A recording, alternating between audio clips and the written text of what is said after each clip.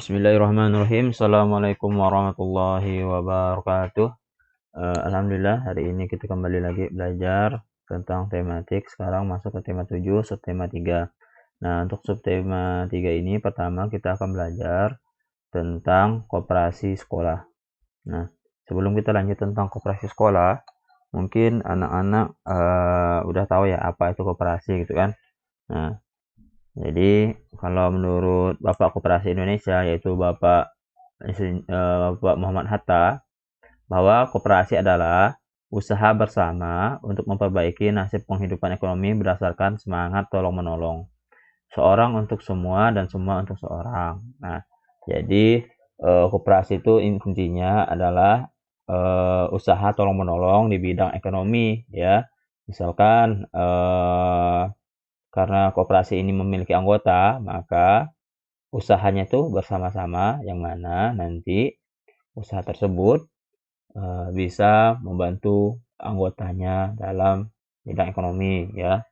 Contoh seperti ini, misalkan kalian punya mendirikan sebuah koperasi, nah di situ kalian misalkan terdiri atas 10 anggota. Nah, masing-masing anggota itu merencanakan sebuah usaha gitu kan. Nah, usaha tersebut kemudian dan masing-masing menyiapkan modal. Nah, ada yang menyiapkan modalnya ya.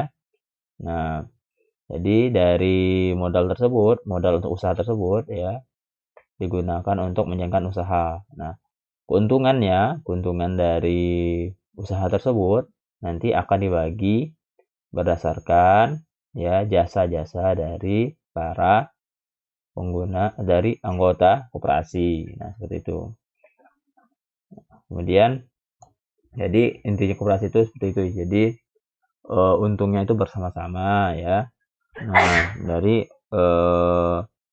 keuntungan yang diperoleh dari usaha yang dilakukan secara bersama-sama. Nah, selanjutnya yang kita bahas di sini adalah koperasi sekolah. Nah, koperasi sekolah atau disebut koperasi siswa berarti didirikan di sekolah.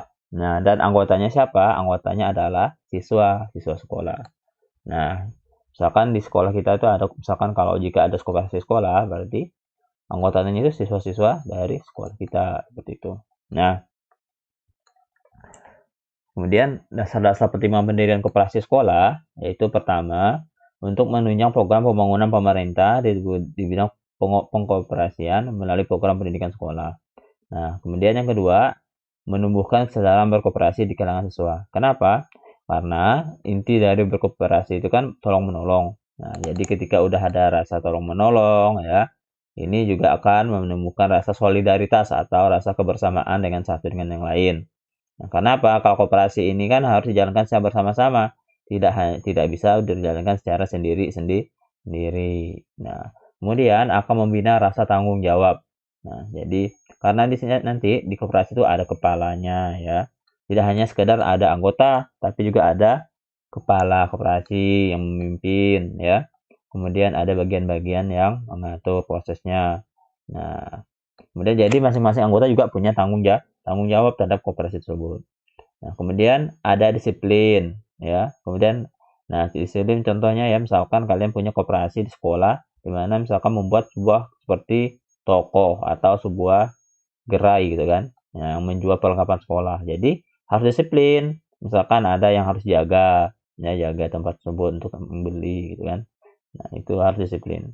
Kalau tidak disiplin bisa-bisa nanti usaha bersamanya melalui koperasi tersebut bisa-bisa bisa terganggu. Nah, seperti itu. Kemudian ada rasa setia kawan. Kenapa? Karena kalau sudah satu gotong royong ya pasti insya Allah ada rasa setia kawan. Kenapa? Karena koperasi ini tidak bisa jalan sendiri-sendiri. Ya, jadi rasa kebersamaannya sangat tinggi. Kemudian tumbuh jiwa koperasi, ya tolong menolong, gotong royong ya. Kemudian yang keempat, meningkatkan pengetahuan dan keterampilan berkoperasi agar kelak berguna di masyarakat. Nah, jadi kalau di masyarakat tuh biasanya ada koperasi untuk petani ya. Misalkan hasil tani ini mau dijualnya kemana? Ya, misalkan dibuat dulu misalkan nih di sebuah desa ya. Desa tersebut rata-rata petaninya ada petani beras atau petani padi ya.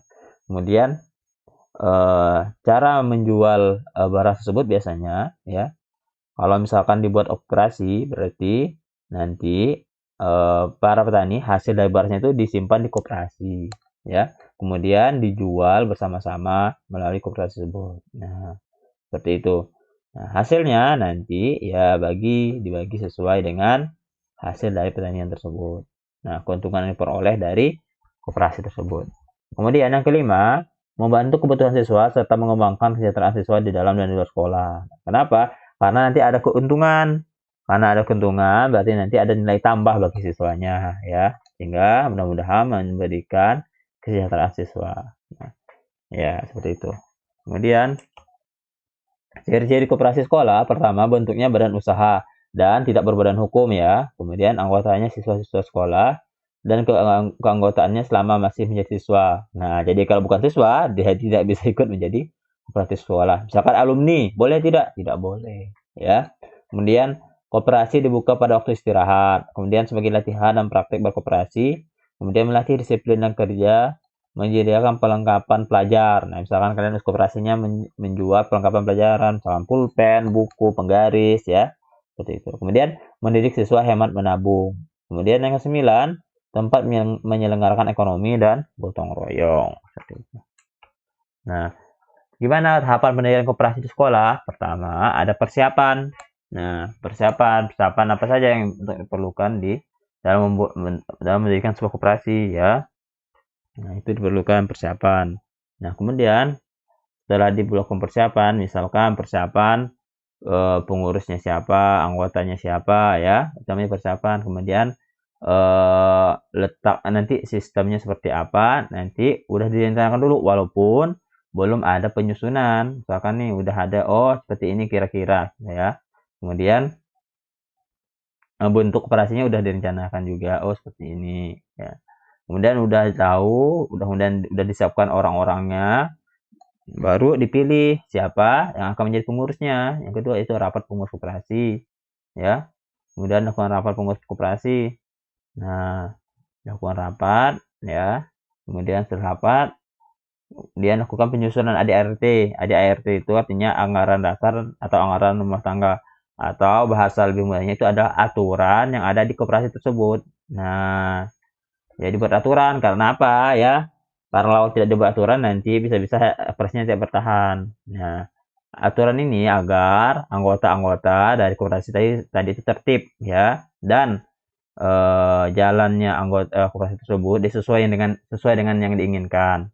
Jangan sampai nanti ada penyimpangan dari koperasi tersebut. Contoh, koperasinya itu adalah seperti penjualan ya, penjualan alat perlengkapan. Nah, disusun nih aturan-aturan apa saja. Jangan sampai nanti tidak ada aturan. Misalkan nih orang tuh bebas berhutang di situ ya. Jangan sampai seperti itu. Jadi harus ada aturan. Kalau orang nanti bebas berhutang, nanti koperasinya tidak ada lagi punya modal, maka bisa-bisa koperasinya bangkrut atau rugi ya.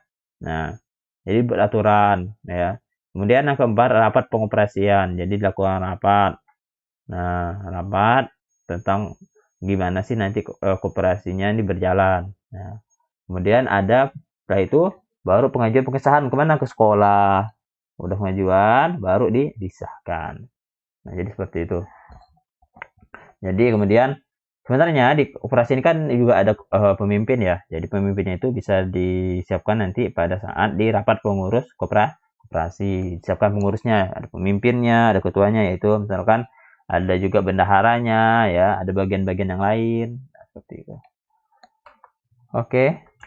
Baik, nah mungkin itu yang dapat Bapak sampaikan tentang koperasi sekolah. Mudah-mudahan bermanfaat. Wassalamualaikum warahmatullahi wabarakatuh.